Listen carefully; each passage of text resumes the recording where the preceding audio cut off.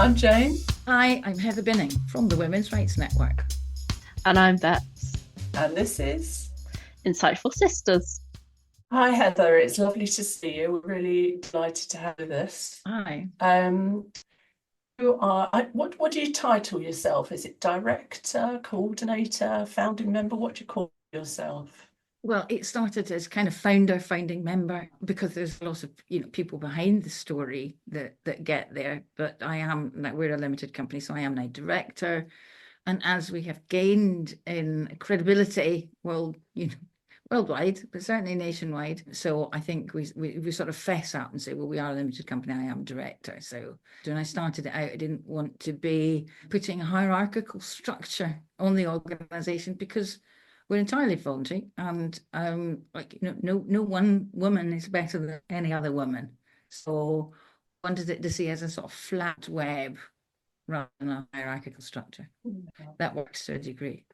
So, the Women's Rights Network, who named it? What were its origins? Who are its members? All those sorts of things.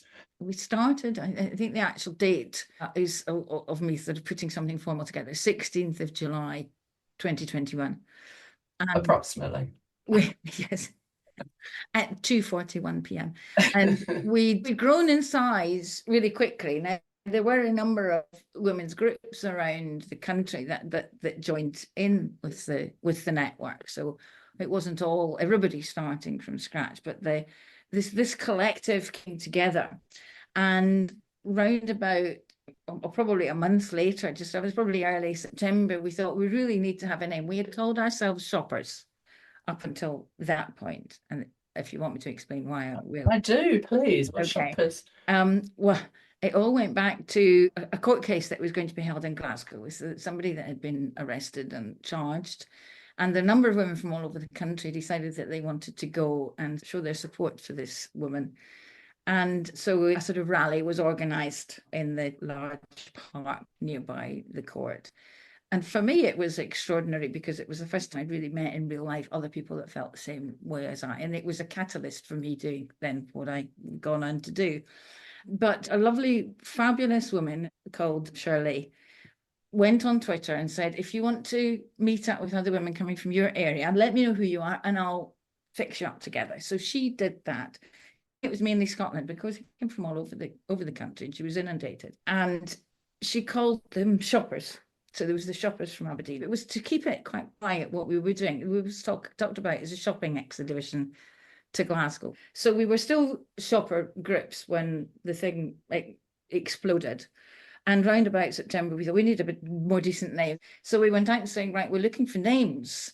So can you suggest some names? And so the names came forward from the network, a whole load of suggestions. And we narrowed those down, because there were quite a lot of rude ones there. So we narrowed it down to, I think, about 6 suggestions. And we put that out to the network. At that time, it was much smaller than it is now. And we got votes on which one to prefer. And the one that won, Very democratic. Women's Rights Network.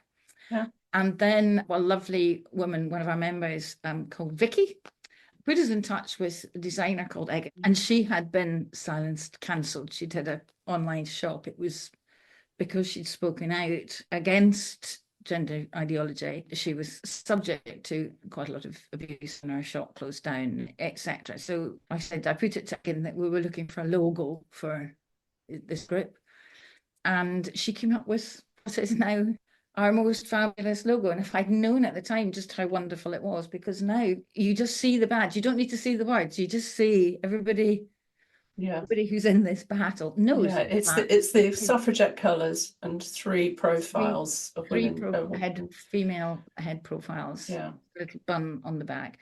So we're very grateful to it. We had no money, of course, to pay. So it was done gratis, and we're very grateful for it. Egan, she sells products with that design in her online shop as well. And we didn't start doing our own products for about a year. We kind of left it with Egan. So that was the payback that she got of anything. So then Women's Rights Network was properly born. So you said not many members at first. So what happened? How did you grow, and how many members have you got now? Oh golly. We started, so when I started not thinking, I was just looking for some women that lived locally to me. mean, obviously I had some friends that were sympathetic, but they weren't quite as fanatical about it. You know, they weren't absorbing Twitter every other minute of the day and funding all these, I think, or traveling up to Glasgow to support people.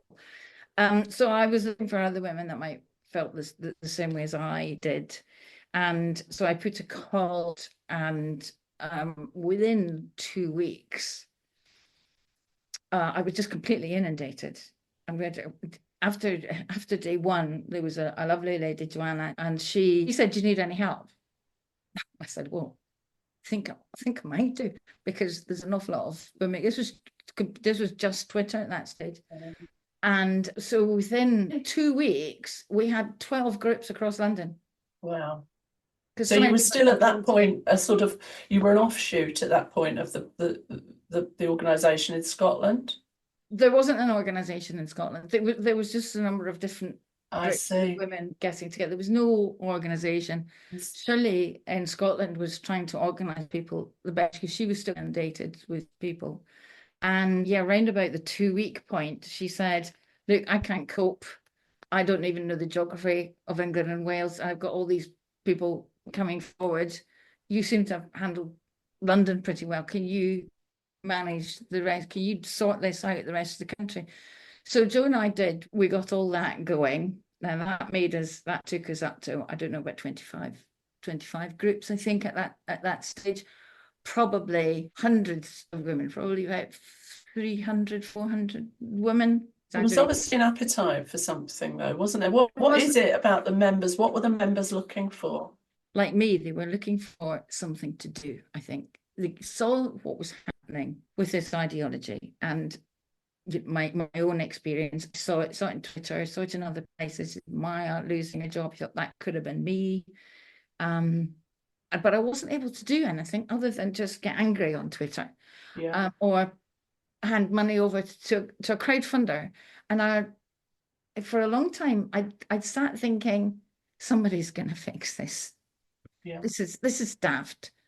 Some things going to. I had worked in public sector and the public-private divide, so I had experience of how these things worked, and I kept waiting for government to say, "Hang on, this can't happen." This I hadn't realised at that stage just how deep it had got, or the clause that it had got in. So I was frustrated and felt that I wanted to try and do something. And the first thing I could do was talk to other women around me about doing something like the Pride pedestrian crossing in Wimbledon, for instance. And that's what we gave women. I think we gave women the opportunity not just talk and realise that they're not on their own, other sensible women out there who think the same, but also the opportunity to do something if they wanted to do something. Yeah. So we sat at that stage. Having got to that stage, Jo and I sat, and we thought, what do we need to do for this one? We've brought them together. We need to help them in some way. So we started doing information and Zooms for interviews with people. Here's a campaign, the idea of leaflets, that you can do if you want. If you don't want to, you don't have to. That's all along has been the mantra that, we facilitate. Here's things that you can do if you want to get involved and you want to do things. But if you don't, if you just want to write a letter, you might not even be confident to do that level. I've been very, very insistent on the fact that we don't have a checklist of things that you must do if you remember. You can, and our lives, particularly as women, but some men too, you've got to add, we've got caring responsibilities. Many have got work, many are disabled, or there's a whole host of reasons. Sometimes we get ill from time to time, a host of reasons why you might not be there at the front line at that moment, but we've got the opportunity when you do feel ready, when you are ready to engage and to build up your confidence. Do you think that sort of open, democratic openness, do you think that has helped to make it a more creative or organically grown, I suppose I'm thinking. I think so, because I like to think that every member feels that they control over how much or how little they do. Each group has their own responsibility. I'm not going to sit here and say what Leeds should be doing. For instance, the women in Leeds need to decide what they should be doing, and they know what's going on in the council area. They know what the local scene is like, or what's happening in the leisure centres. So it's not here to say you must, I'm going to decide what you do. So it's very much up to each group. And within those groups, some large groups have got sort of subgroups, to look at some particular issues. But for the big things, the things that we can do, so certainly I'm here to facilitate sharing of information, which we do through our Zooms, through our newsletters, through our members' information on the web forum, draft letters. There are some national things, obviously. So working on police, trying to meet with government. So I see that very much as the role of the sort of core team now, sort of nuts bolts in the middle, to make headway in that regard. But we produce reports that people can use to put forward to their own police force, to their own NHS trust. So there are some national things, there's some local things, and I see it as I'm here to, and the team are here to facilitate all those things happening. Yeah, that sounds. You touched on some of the campaigns that you've been involved in. Are there any particular that you think are a focus at the moment? Any particular campaigns that the WRN's been working on? Oh, lots. We do have to mention the Respect My Sex campaign, which that was the first campaign we did, April 2022. We worked with Sex Matters and with Women Uniting, which were the gender critical groups within the parties, the three main parties, and it was a hugely successful campaign for a number of reasons. It hit the right time. It's like, guys, we had brilliant, we were right in front of the Houses of Parliament, so we had some brilliant photographs. It's a great slogan. It's and a it rhymes. Great slogan. We got Associated Press along. They came. So sometimes when you look at some news articles that are written now, they still use some pictures. And so it was fantastic. And I think it was the first, so there was a couple of big turning points. Maya Forstater, I think that was a huge step forward. Do you want to just explain briefly what that is, in case anyone listening hasn't heard of? Okay, well, I mentioned Maya earlier because that did strike a chord with me before I really got involved or got active. And Maya, she's now the chief executive, I believe it's chief executive of Sex Matters. If you Google, you'll see a whole host of information about her. But she had lost her job basically for questioning this ideology, and it was about the panels, the manels, they're called, and when a particular individual in the city that sometimes dresses as a woman could be considered a woman to be, if she was on that panel. And that ended up in conversation. The company that she worked for was owned by Americans. We know that they were further down the line than we are. I think if it had been a UK-owned company, it probably wouldn't have had the same result. However, she ended up effectively being sacked because she was a consultant. So there was a conversation about her employment rights. But so there were a number of. So she was sacked for saying that a man couldn't be a woman if he chose to be. Yes. And so the first court case said that no, she was wrong. She didn't have the right to voice those concerns in a democratic society. But it was good that she lost that right, because it meant that it went to appeal, and the result of the appeal was binding and set a precedent. So and her appeal said that no, she was worthy of respect, and what she had said and her beliefs were worthy of respect in a democratic society. So that was a huge turning point, and it gave a legal precedent for others to question it.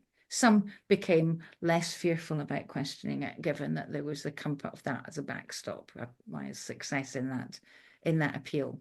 So she's gone on to great things and is a figurehead of the movement now. Amazing. I think I'll pass across to Beck. She's got a few questions there. Yeah, so I suppose something that is worth diving into is the risks of being involved in something like the Women's Rights Network and the social impact that it can have on people. How do you find that? What sort of impact, can members expect that it may have? Well, I would say that it's very low risk being a member of the Women's Rights Network because, as I said, there is no requirement that you go out and identify yourself. Or we have lots of women in the network that are in very difficult situations at work where they're working alongside men that are trans identifying. And they have it's a really tough job for them to just go through with it every day. We have, other people in work that facing the pronouns issues. I don't want anybody to put their livelihoods at risk for this. I think sometimes there are elements of the fight that are perhaps seen as antagonistic.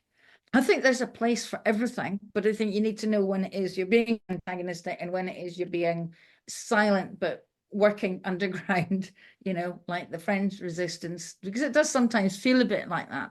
But I think there's very low risk. There is a trans-identifying man called Fred Wallace that does, I think, I don't know the lingo, I think he trolls me from time to time. He says some nasty things about me occasionally. I have never had anything more than words, and they don't upset me. He does not have an argument. I don't think the other side do have an argument. I'm very happy and like to have that discussion, an argument with people. I've met lots of people that don't agree with me, and we've had perfectly sensible discussions, and they agree to some extent in some areas and they don't in others. And that's usually when they have a family member, however distant, that is a trans identifying, and they then struggle because there's a family loyalty thing that goes on. So even though logically they could see this, they're overcome by the need to be kind to their family member, and so there's areas that we do disagree on.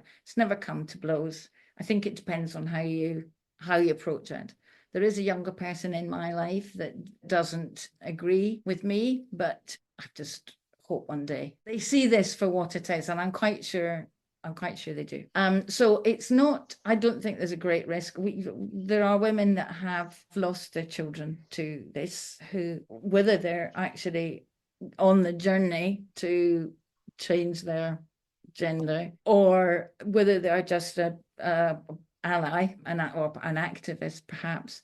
So, and it causes great distress. So that is a risk in terms of how you're coming out. But again, that's what the network provides, having a group to then go to offload some stresses if you can't within your family, if you're finding it too difficult, or if you can't at work because it's too difficult. We provide, fortunately, our women provide with open arms the space to listen to your issues and distress and come up with helpful solutions if they can. So it's an added benefit to it.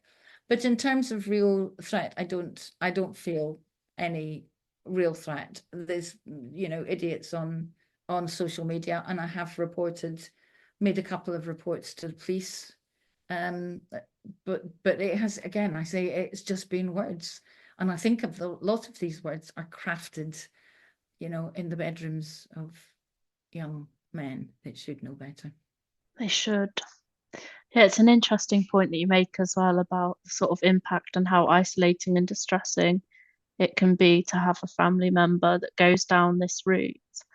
I suppose one of the things that people may not know about WRN, or there's a lot of disinformation about that perhaps, is that it's got a very strong pro-woman, not anti-trans stance. And I'm sure that must be a comfort. I mean, what would you say the core values of the WRN are? What about your values and the organisation's beliefs do you feel sort of appeals to women where other groups may be less of a comfort to them? Well, I think it's because we are women's rights, and we do look at women's rights issues that are beyond this ideology. We have grown to a size where, again, I and the team felt it was our duty for women to be looking at some of the other issues as well. You'll know that we've got a women's rights network in Afghanistan. Now that works very differently. The women there don't meet for coffee. or for a glass of wine down the pub. It's a very, very different picture. And they don't in fact know each other because it's just too risky. But through that we help to bring our voice into the public, keep it there. I mean, I just signed off a letter today to the Prime Minister about some of this. So we're championing for them.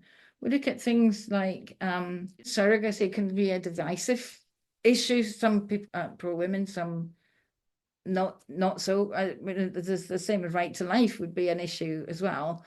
Within surrogacy, there is an issue about the exploitation of women's bodies for profit, and that I don't think any woman and any member of the network would be in disagreement with that. So we have started to speak out on that. There are 3 young girls in a boys' prison facility in the north of the country, and they are there not because they're identifying as male, it's because there isn't a female facility for them. And it's not, they're in the high security wing of that prison. They're with the very worst of the worst. I'd like to think it's probably because they've got a higher staff to inmate ratio, so therefore there's more people to look out for them. But those poor girls, their lives have been ruined, and they are still being ruined. So we're trying to get something done about that. So we are looking at a lot of other issues, and I think women like that. I remember when I told the membership, we had a meeting in London, and I think there was about 100 members from across the country, and we announced the Afghanistan Women's Rights Network Afghanistan, and huge round of applause. So on the whole, women want to be helping other women that they see are in need. And with this ideology, I think what we see, I sometimes liken it to, do you remember the internet dress that was it was a Scottish wedding, and somebody on the internet, they published this dress, and some people saw it as black and blue, and some people saw it as white and gold. Oh my goodness, yeah. Giving people the benefit of the doubt. I like to think that our eyes, we that see how wrong this is, look at it and we see one set of factors, and what we're seeing is damaged, potential, vulnerable. I'm not particularly vulnerable, so I'm not worried about seeing a bloke in a toilet and telling him to leave. But there are other women that can't do that. My mother, for instance, needed intimate care, so it was about that, and it was about protecting the people that can protect themselves, women in prisons, for instance. And I think women are galvanized behind those ideas of they're not just helping themselves, they're out helping other women that are more vulnerable than they are. I think that really gets women energized to fix it. We are essentially caring, the caring sex, and one could argue, and again, not all of us, but some of us, some men are caring too. But I think that we see a need for caring and kindness, and it's rather ironic that we are being accused of being unkind to a small group of people that don't think they're the sex that they should be, and they cannot see that actually what we're doing is being kind to vulnerable women that can't speak up for themselves. Yeah, it's a really sort of striking example of the difference between being nice and being kind. It's very nice to tell people whatever they want to hear, but it's not very kind to all the parties involved. I mean, it's not lost on me that we're sort of suddenly living in a time where all of these amazing activities and campaigns you've got for women's rights and all these discussions have to sort of be hidden away. You've got to put safeguards in to sort of make sure that members are joining in good faith. And being a feminist or working for women's rights has become socially unacceptable in a lot of ways. And I don't imagine many people would have seen that coming in advance. I mean, I wonder sort of about your background and your sort of feminist perspective on this, or how you've seen that change as you've come into this issue. Oh my goodness, I cannot tell you how astonished I am at my age. I'm just spring chicken that I am, but I cannot believe here we are in the 21st century and we're having these arguments and we're having to justify the fact that women are more vulnerable and we're vulnerable to men on the whole. Now, when a long time ago, I can still remember when I applied to a quantity surveyor company in Glasgow, that's where I'm from. And I didn't get the job, but I got a lovely phone call from the managing director to say I was really good. I should keep trying because they liked me, but they couldn't employ me because they didn't have any women's toilets. Now, that was in the 70s. I was furious. God, I was furious. And packed my bags and came to London. So it's rather ironic that we're on toilet scan.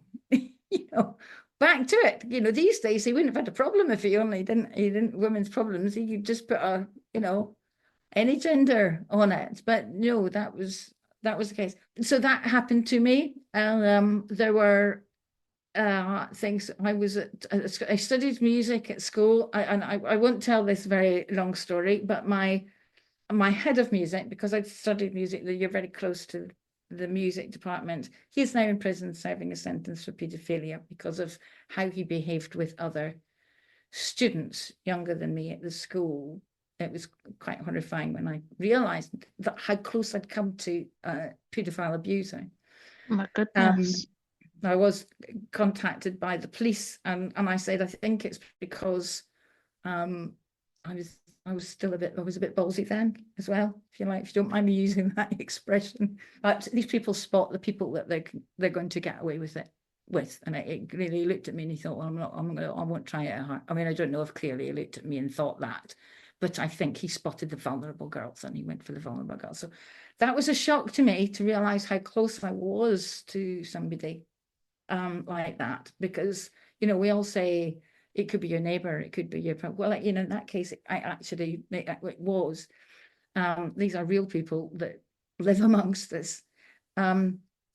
So that happened, and then I had another. So I was a civil servant working in the Foreign Office, and I wanted to a bridge, which is effectively change streams. It's all about promotion and stuff, and I had to sit an exam and they put an interview panel, and they said I'd been working abroad for about 11 years solidly, from one post to another, and I passed, and apparently I was top of that group that passed, that got through that year.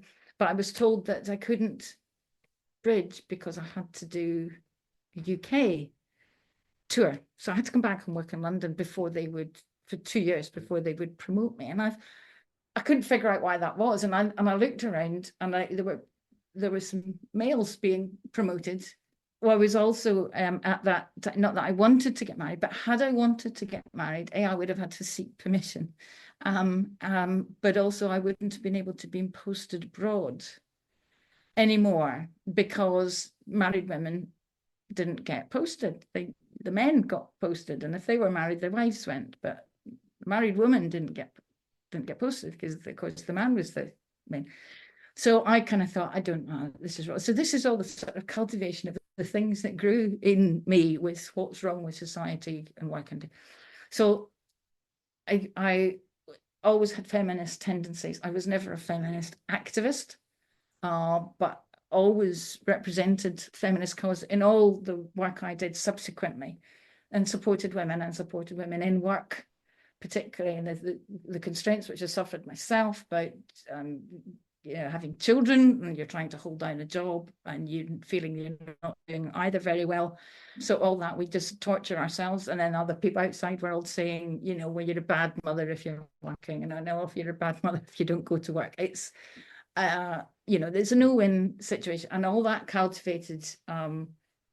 clearly cultivated something in me that we got to the stage when we regressed. This whole thing regressed. We're back in a place where women are scared to speak. in case they say the wrong thing. And people are scared to speak in case they say the wrong thing. They clearly see that there is something very wrong here, and we are being forced to accept something we don't accept. We are being forced to hide the truth. We are not allowed to speak the truth. And I'm not saying our truth, the truth. And I think that's potentially the most damaging thing of all. Conversation I had recently about the pronouns issue. And I said, if you are teaching young children that a man with a dress, you can't question what they are. They must be, you've got to accept this is women. Then they are never going to be able to question to accept what they see. They're never going to be relying on their own instincts to look at something and make a judgment about whether they are safe or not, or whether they're at risk or not. There are lots of damaging areas in this whole ideology, but that is one. However, what I want to say is that you mentioned it's a dreadful time that we are here. Things have changed for the better. More women are speaking out. If everybody who believed with us, who agreed with us, spoke out tomorrow, this would be over in a flash. So the culture, the fear is really gripped, and it's that we have to try and unlock now. Why do you think that fear has taken such a hold? I mean, there's a lot of challenges to sort of publicly taking a gender critical stance, but the fear that you mentioned is definitely one of the major factors for a lot of people. People are scared. Well, we like, women on the whole like to be liked. They like not to offend. If you are going, so they'll keep their mouth shut because they might say something that somebody else doesn't like, and they don't want to appear too bad. Young person in my life said that they didn't realize what a bad person I was when this came out. So we don't like to hear that about ourselves. Now, I'm fortunate that I've got lines in my face that say I don't really care what anybody thinks about me anymore. I'm not really out to have people to like. When I went to work, I did a good job. I was a really, really good manager. And I think it was because I wasn't afraid of, telling people they weren't doing a good job. You don't shy away from a difficult conversation. Don't shy away from a difficult conversation. And I think, we need to do a bit more of that. I think I have, on that point, there is a kind of mantra. It's not really a mantra because it's a real thing that I and my husband lived by. It was a thing that carried us through, and it's called the Stockdale Paradox. I don't know, have you heard of it? Go and Google the Stockdale Paradox. Stockdale was a general in the American army in Vietnam, and he was captured and he was put in the Hanoi Hilton, the prison, if you remember. So one of you is nodding as if they've heard it before, and the younger person nodding on that, so they'll have to look up Hanoi Hilton as well. I'm like, oh, my schooling's let me down there, I suppose. But I'll just nod along anyway. I don't think you'd have been taught about the Vietnam War. However, he was there in that prison, and he saw these other prisoners around him who were just ready to give up, couldn't go any further. They were held under very difficult circumstances, but they were going around telling themselves, oh, we'll be out by Christmas, it'll be over for Christmas, and then it wasn't, and so they'd slumped. And then there will be another thing, oh, it'll be May, we'll be out in May, and it wasn't, and they'd slumped. So the Stockdale Paradox is, it will be over. We will get through this. It will end, but the timing of that is indefinite. We need to take one day at a time. It didn't end today. It might, it's going to go on for a long time. The crux of it is you have to stare at the ugly reality of truth. So you have to really look at your situation, stare it in the face, not be afraid of it, and say, I will survive you. So the way that, I just did a quick Google for you, the way it's described is a psychological concept that involves maintaining faith in the face of reality. So I have used that in many difficult times. When my husband was ill, we've used that all the way through, and it is really good. You have to just face up to what the reality is and not pretend it's going to be over quickly. And I think we have to do that with this, that we look at it, what's the reality? And it's not going to be over. We have to unpick this bit at a time. It's not going to change overnight. Yeah, wow. I mean, I'll definitely have to look into that. That sounds like something that we could do as a society as well, really. Your description of the Stockdale principle reminded me of something that I used to use a lot at work, which was the how do you eat an elephant? And it is a little at a time. Yeah. And it's so true when you've got a big task ahead. It is. You just have to plow on. You can't see the big task. You can't. It's impossible. But you cut it up into bits, and you can manage it. I'm amazed at the numbers of women that you've drawn into this, and when I'm thinking, you said it's all volunteer based, so you've got no paid staff, no budget. You've got all these women doing different jobs. When I'm thinking of any big organisation, you've got communications, you've got all the different campaigns. Each of them will have a different lead person, and they've all got to get their information across. I mean, how do you do that? You must be quite good at saying to people, here you are, have a go. Yes, I am. It turns out, apparently I have a talent. Well, just as things got busier and busier, and Twitter, I needed to get somebody to handle the Twitter account and somebody to do something else, and managing the groups, the group management. So I would spot people, their members. I think I knew every member. I think I'd vetted every member in the first 4 or 5 months, say. And so I knew who everybody was, and I thought, oh, well, they've got a talent for that. So I wonder if they do it. So I don't know if I should share my technique. But I just say to people, give it a try for a couple of weeks. If you don't like it, you can give it up. And people would give it. That was perfectly acceptable. It's a bit about the elephant, isn't it, in the small bites. Mm-hmm. Do you know something else? Because women self-select out. Women don't think they can do as much as they can do. And when you say to somebody, listen, I need help with external communications, they go, oh, I can't do that. I can't. Need help with the politics. Oh, I can't do that. But once they try, they realize that, by God, they can do that and a hell of a lot more. And I think it's great for women to realize they can. But there was a statistic, I don't know if it's still relevant or still the same, but there was a statistics that when applying for jobs, women applied for jobs that they felt 100% certain that they could do, or they felt certain they could do 100% of the work. Men apply at 60%. There's a self-belief that's missing. And I think if we look at a job description, we do say, well, I can't do that because they want those 3 things and I can't do those 3 things. Whereas men take a gamble on themselves. So there's something about, is it a security? Is it because we don't want people to find out that we're actually... I do wonder as well if there's like an element where society generally is much less forgiving of women, and especially in the workplace, any sort of perceived ineptitude, it sort of feels that there's less lenience, and maybe women learn quite quickly to adapt to that by making sure. Yes, but I think we're overly critical of ourselves and each other. Women are very critical of other women. I mean, you see this in the just within the GC movement itself. Sometimes our worst enemies are our allies. So we're very critical of ourselves. We always have been, and we're critical of ourselves individually.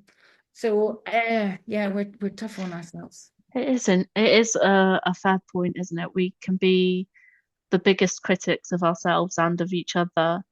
How do you find that in terms of sort of working and building partnerships within sort of the WRN and with other organisations? Because it strikes me that despite that, like you say, when we all come together and focus on a cause, what we can achieve is incredible.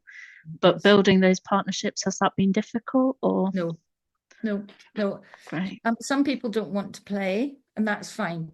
I, don't make anybody do anything, but I have an open house. I get a little bit cross with people that expect things from us. So because we've got this large network of women right across the country, and it's 4 nations now, it's not just England and Wales, it's Scotland and Northern Ireland now. And so because we've got this large network, people expect us to pump out things for them. Now, there's a lot, there is a rule, there's 20/80 rule, I don't know if you know about it, but 20%, no, was it 20% of the people do 100% of the work. And 80%, is that right? You're looking at me in astonishment, is that right? No. So there is so within that large membership, there's a small group of people that do most of the work. And a lot of them are very unsung and unnoticed. The whole team that keeps our website going and does all the work behind doing that. There's so many unsung and unseen work that goes on to support it. So to get a message out and then to get the membership to respond and do something, we have to be very careful about how many things we're asking them to do and what we're asking them to do. And if it's too much, they'll just switch off and they won't see it. So we have to be careful. But also, the network didn't build to facilitate, to be a mouthpiece for everything else that's going on, because Twitter's there and social media's there and everything. If things align with what we do, we'll work in partnership, and that's the best thing. News about things spreads through the network, through individual connections with all the group coordinators. In terms of putting something out with a network stamp on it, we need to agree up front, because there's a timing issue, because we don't want it to clash with something else going on. So that's why I'm less receptive when somebody comes and orders me to put something out to the network, because I need to understand why, what do they hope to gain, and how does it fit in with everything else that we're trying to do. It's not about blocking anybody. We do get a lot of criticism from some. We have tried to work with everybody.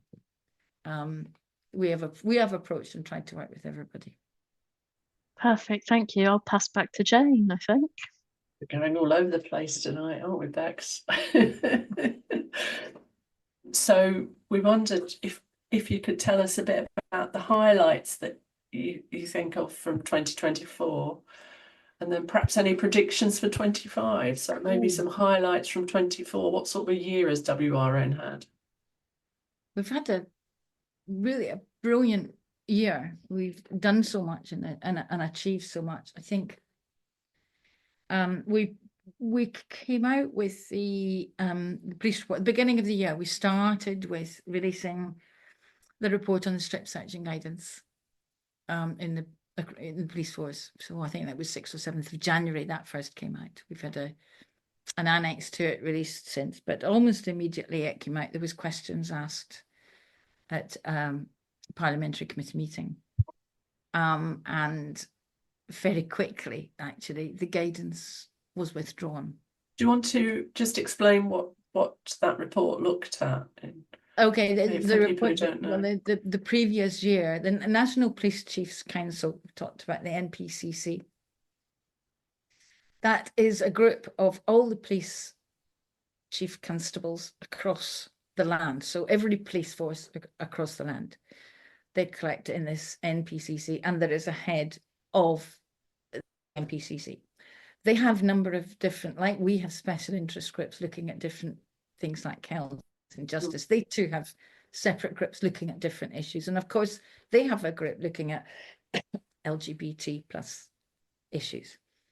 And that group came up with guidance. It's not policy as such, but it's guidance for all the police forces to follow. Now, given that this is guidance for the leaders of every single police force in the land, and it was approved by all these people that are responsible. Of course, It is more like policy. It's going to be implemented by all the police forces.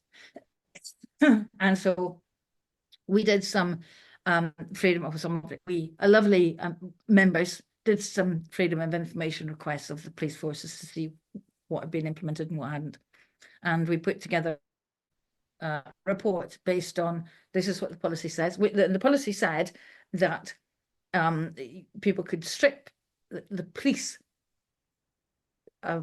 police officer identifying as the other sex, the sex that they're not, could strip search an individual of that same sex. So a man who said, male police officer who said he was a woman, and we know that's all it takes. He just needs to say he's a woman, could then strip women prisoners or in custody.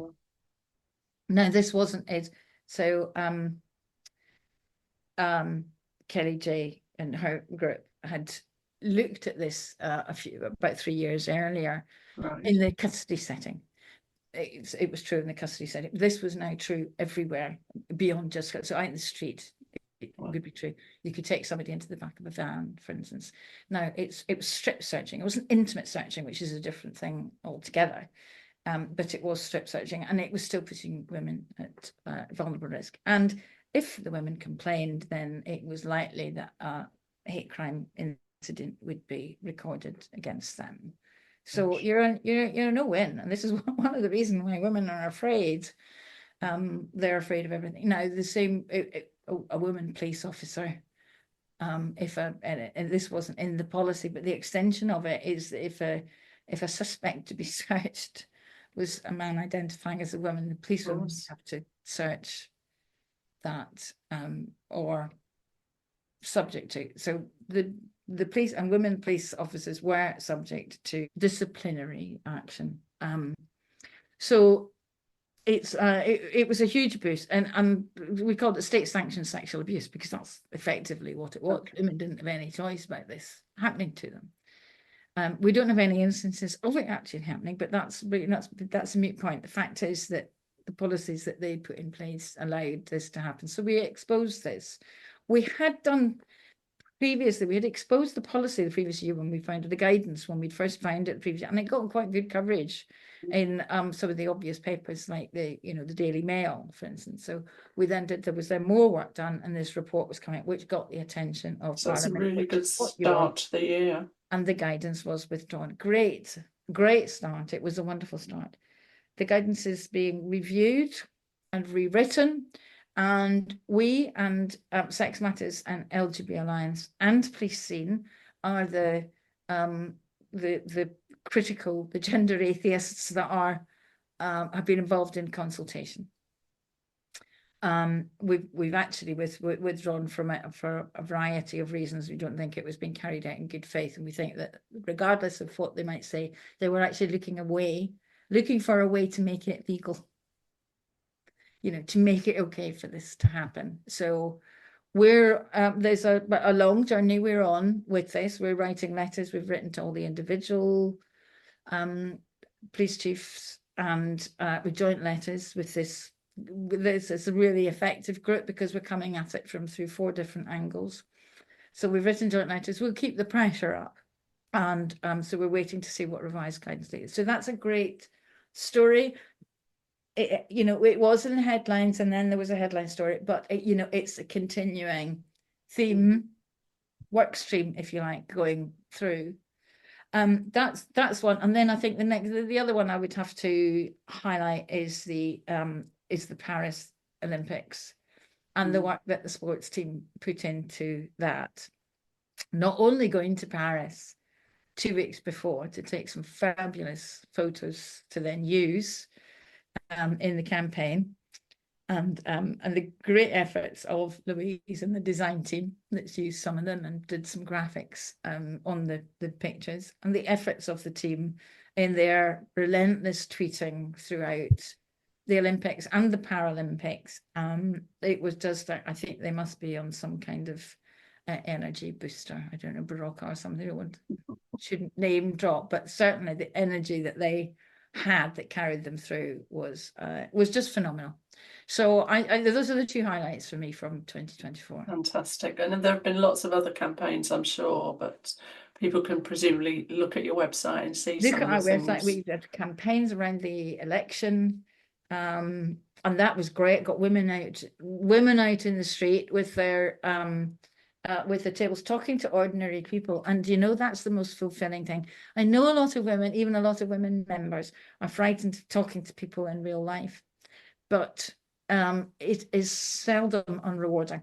And it is usually very rewarding to have conversations, even with those that disagree with us, those that stop, because there's a lot of people that come along disagree and they would just walk away and not engage, rather than engage with us because I don't know, they're frightened or they know their argument doesn't hold water. But those that engage with them, that's reward with us. That's rewarding too. That's good too, and also to get the perspective, because sometimes you know, there was a father of a young girl at school, and he thought it was okay. It was all about being kind, and you know, she thought that she wasn't identifying as anything other than just his daughter.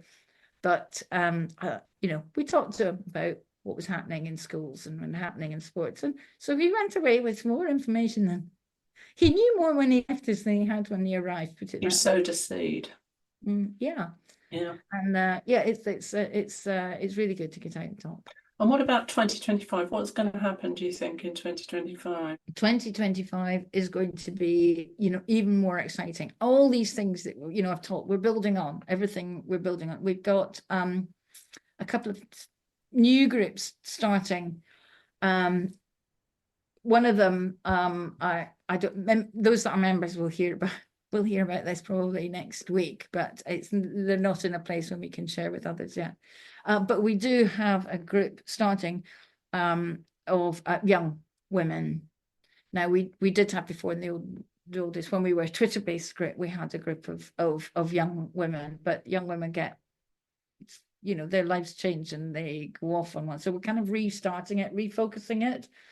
We've got 2 or 3 young women that are still students, and they're so enthusiastic, and we have ideas. So we've talked to them about how the messaging that will cut through to their generation, because both of them came from a place where they were just, you know, being kind, there's nothing wrong with this, until they were, you know, it was a very different circumstance that happened in for both of them, but seeds started to be sown, and it grew, and the thing started unraveling. Now these are particularly bold women, I think. So there's a lot of women in that situation that we'll go back to the fear thing. They're frightened because they stand to lose their whole social network if they speak the truth. That's got to get to the bottom of this. But so they're hiding from it in a number of ways, maybe pretending it's not happening. But so I'm interested in developing a range of what we say, you know, isn't cutting through. We don't even use the right lingo. So this young group, they're going to be doing, certainly one of the things they're going to be doing is a series of podcasts, and it's aimed at getting messages out to their generation. So I'm really looking forward to something exciting happening along those lines in the next year. A few other things happening. We've got a festival of women happening in Derbyshire, which I'm very excited about. That's great. We've got various other groups around the country developing events. So log on to the website. Obviously, you get, you know, you get exposed to more events if you're a member. So it's easy to join us. Website www.womensrights.network, and there's a big join us button at the top. There is also a subscribe button. Subscribing is not joining, but do subscribe to our newsletter. Is there a cost to joining? There is no cost to join. We are entirely voluntary. We don't charge our members. We do make a little bit of money from selling merchandise, and it's enough to cover expenses. So over to Bex. Right, okay. Final question. Okay. So we really like to end on a sort of positive note, and on a note where we're sort of supporting other women and other voices within this movement and within women's rights in general. So for people who have enjoyed listening to you tonight, who is an inspirational woman that you admire, or who's your woman of the moment right now? Can I choose more than one? You can choose more than one. The woman that has inspired, she's not alive now, is a woman called Gertrude Bell. I don't know if you are aware of her. There is a fabulous book written about her. It's called Queen of the Desert by Georgina Howell. It's a big read. I think it was a fabulous read. She is the most inspirational woman. Now, some women might not like her because she didn't support votes for women. But if you read the book, it does talk about why she did that. And I can accept her, but we're all entitled to our own thoughts. But she traveled the Middle East before it was the Middle East, so it was Mesopotamia. And she spoke Arabic, she spoke a number of languages actually, on a couple of camels and some staff. But she traveled and she met and became known to and liked by a number of the leaders of the nomadic tribes that were out there. So there was no boundaries, there was no area. They were all these just different tribes. And when the railroads came, when the West decided, oh, there's oil, we can find oil there, let's put railroads in, they then had to draw boundaries and, find rulers and stuff. And she was fundamental in those discussions and talks. And I think it's the Cairo Pact, which was signed in Paris. She doesn't get a mention. She gets barely a mention in official documentation. I find her hugely inspirational. I am inspired by, I talked about the young woman. There's a young woman that spoke out in a club recently, and she got some publicity and attention, some good, some bad, because she said, you shouldn't be in this toilet. You're wrong. You should be out. There is a young 17-year-old girl that questioned a bearded boy in a football club and spoke out and said, I am full of admiration for those women and girls and women that do that. It doesn't mean I don't have admiration and respect for women that feel that they can't. I don't. We all do what we can do when we can do it, and there will come a time for each woman when they feel that they can. So hugely respectful of those two women that have done that. But I think overall, I've got to say Rua al-Salem, the UN Special Rapporteur. She is fighting a lonely battle, and I know she has good people around us, and she has the support of women like us all around the world. And I hope we do all write her, send her a Christmas card if you haven't already, just saying thanks for everything she does, because she is doing a remarkable job in the face of an onslaught at times, or against it from the UN. And so much power, much respect, and if I can, I have her back. I have her back. But mostly I am inspired by the fabulous women in the Women's Rights Network that get up every day, that put the effort in. I am thoroughly astonished at how much energy and enthusiasm and creativity and commitment that they have, and it humbles me. And I love being in this with them. That's lovely. Some really inspirational women there, and yeah, lovely to. I couldn't choose. It's too difficult a choice sometimes, isn't it? But that's nice that there's so many that it's actually hard to choose. That's lovely. I can't miss the women. No, can't miss them all. What a positive note to finish on. And yeah, that's been really fabulous. Thank you so much, Heather. Thank you so much for listening to today's episode. We really hope you've enjoyed it. If you have, please do like, share, follow us, and leave a comment telling us what topics you think we should cover in the coming year. You can find us on Twitter at InsightfulPod. There we're going to be sharing a link to the WRN website for anyone who would like to join as a member, and also a link to Egan, the illustrator's website, who made the WRN logo. Since the time of recording this episode, Sex Matters have actually started legal action against the British Transport Police. This is related to the WRN state-sanctioned sexual assault report. Anybody wanting to know more should check out the WRN website to find out all about their incredible work. Thank you for listening.